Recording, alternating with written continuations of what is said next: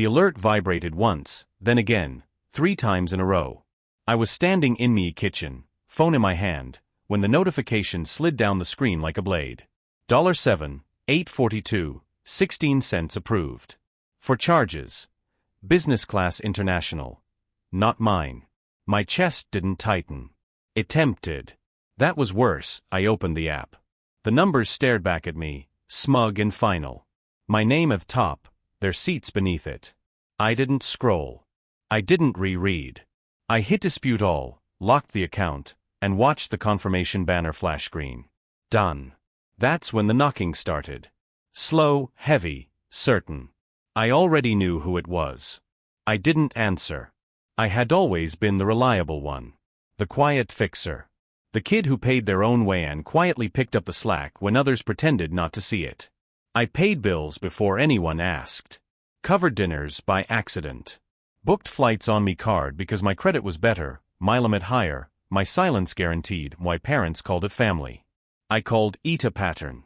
When mom said, flights are $1,000 each. If you cannot afford it, stay behind, she said it with a smile sharpened just enough to draw blood. It was a test. It always was. Prove your worth.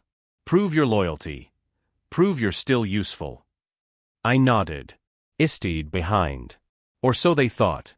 They didn't ask before using my card. They never did.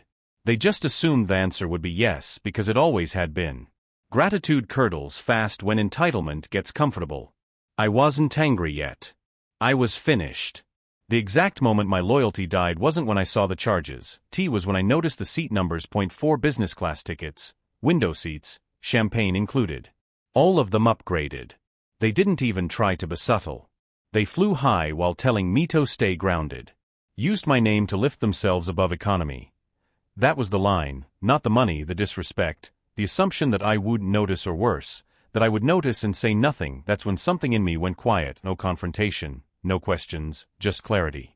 Silence is what you hear right before a system shuts down. The knocking turned into pounding. I know you're home, my dad said through the door. I stayed still. Let the lock hold. Let the moment stretch.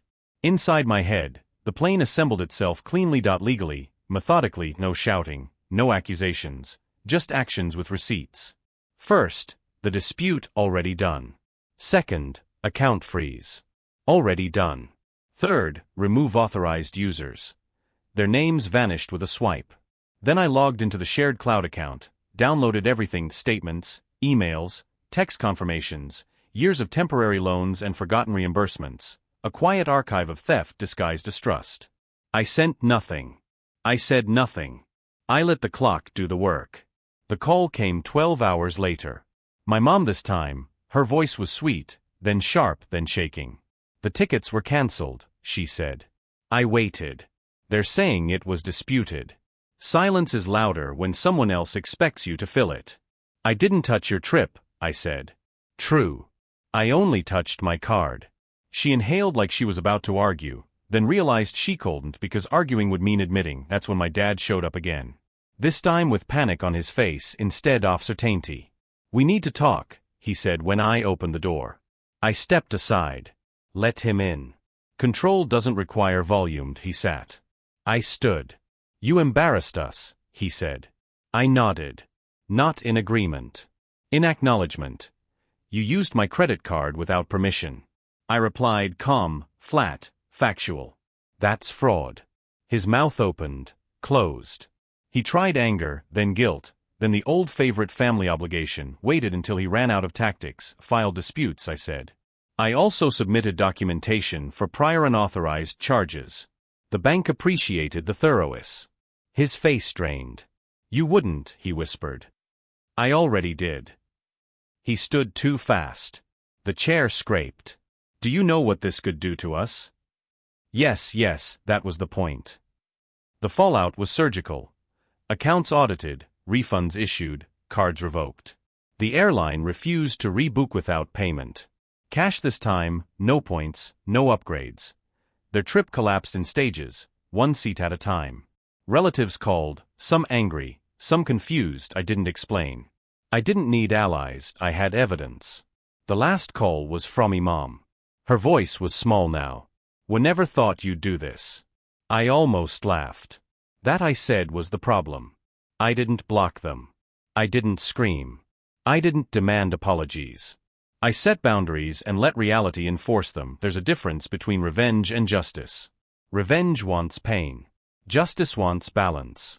I didn't take anything from them that wasn't already mine. I just stopped giving. Now my phone stays quiet. My credit stays clean. My life feels lighter without carrying their expectations on my back. Betrayal teaches you many things. The most important one: never mistake your silence for weakness. Sometimes it's just the sound of someone deciding they're done paying for other people's flights.